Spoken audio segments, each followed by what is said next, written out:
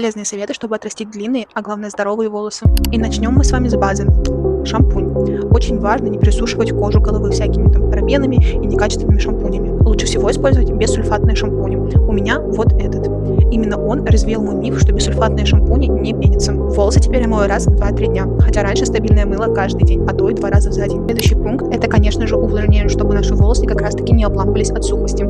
Я использую в комплексе с своим шампунем для роста волос вот такой бальзам. Также я использую 2-3 раза в неделю маску от этой же фирмы. Еще один важный момент – это использовать сыворотку для роста волос. И, конечно же, обязательно использовать масло для секущихся кончиков, если они у вас имеются, и термозащиту обязательно перед каждой сушкой волос или перед каждым стайлингом. Следующий пункт – расчески. Расческа должна быть качественная. Если вы собираетесь расчесывать свои мокрые волосы, что делать этого, конечно же, нежелательно, то выбирайте расческу с мягкими зубьями. И расчесывать нужно вот так, начиная с кончиков волос.